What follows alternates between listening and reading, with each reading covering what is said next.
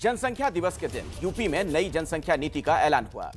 UP सरकार ने कहा, जनसंख्या से पर्यावरण पर असर पड़ता है, संसाधनों पर दबाव बढ़ता है, लिहाजा 2052 तक उत्तर प्रदेश की जनसंख्या को कंट्रोल करने का टारगेट है।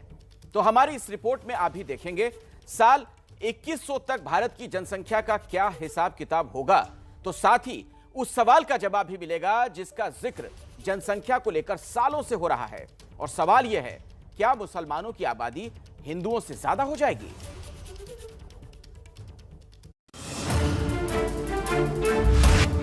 जनसंख्या के लिहाज से देश के सबसे बड़े राज्य में योगी सरकार ने नई जनसंख्या नीति की शुरुआत कर दी है।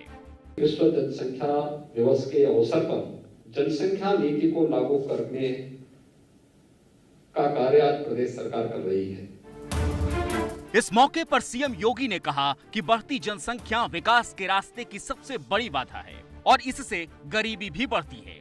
ये आंकड़े भी बताते हैं कि यूपी पर जनसंख्या का बोझ कितना बड़ा है और क्यों यहाँ नई जनसंख्या नीति की जरूरत थी।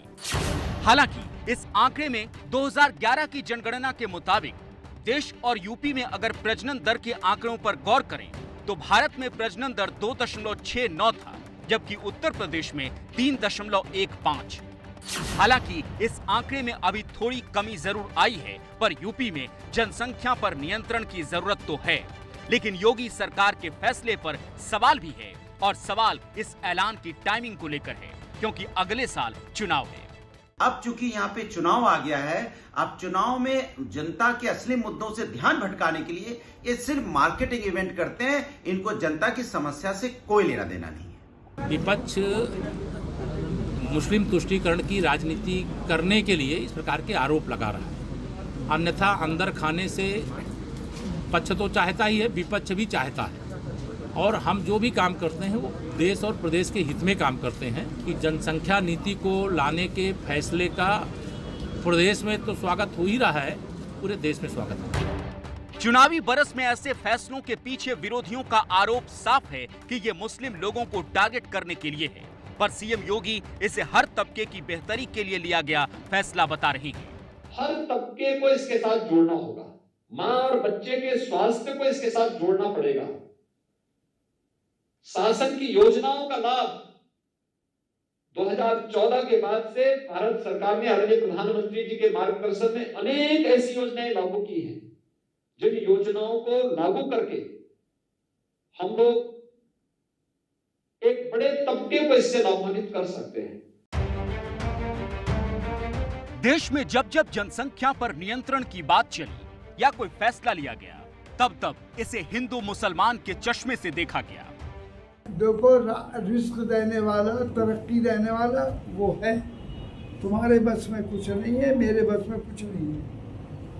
इसलिए कुदरत के कानून से टकराना नहीं चाहिए। दरअसल देश की राजनीतिक जमात में दोनों तरह के लोग हैं।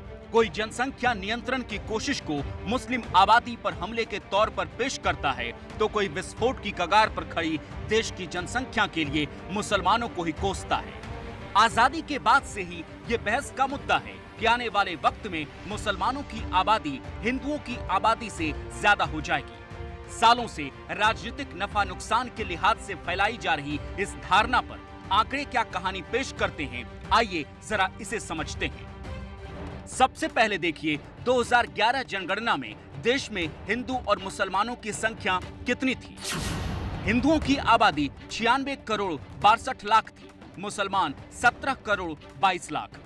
हम सब ये जानते हैं कि जैसे जैसे किसी भी समाज में साक्षरता की दर बढ़ती है तो जनसंख्या की दर भी घटती जाती है। मिसाल के तौर पर आप यूरोप को ले सकते हैं, कुछ यही अपने भारत में भी हुआ।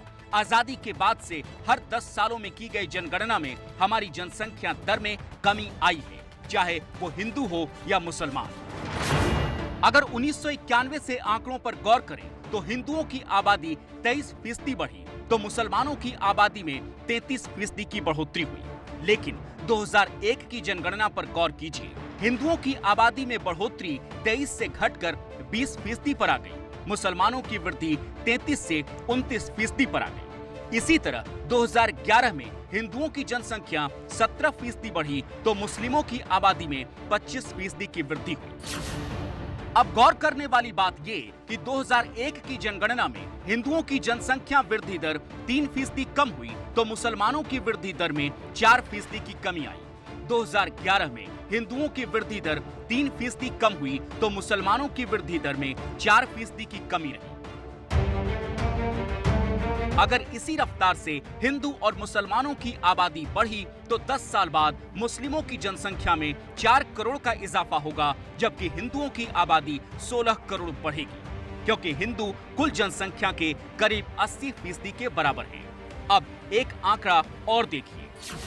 2021 में हिंदू मुस्लिम की आबादी के आकलन के मुताबिक मुसलमान 21 करोड़ हैं, हिंदू 112 करोड़। आबादी बढ़ेगी और जनसंख्या विस्फोट होगा, हिंदू कम रह जाएंगे, मुसलमान ज्यादा हो जाएंगे। साल 2048 में इन सारी बहस पर विराम लग सकता है, क्योंकि तब माना जा रहा है कि भारत की आबादी अपने पीक पर पहुंच जाएगी। 2048 में भारत की कुल आबादी 160 करोड़ हो जाएगी। इसके बाद अगले 10 सालों में भारत की आबादी में 32% की गिरावट आएगी और धीरे धीरे करीब 50 साल बाद यानी 2100 में हमारी आबादी 109 करोड़ हो जाएगी, यानी आज की आबादी से भी कम। तब शायद देश के सामने हिंदू या मुसलमान में कौन ज्यादा है ये बहस का मुद्दा नहीं रहेगा। मुद्दा होगा युवाओं की आबादी और बुजुर्गों की आबादी। जिस दौर से आज चीन और जापान गुजर रहे हैं, वहां हम 2100 में पहुंच जाएंगे।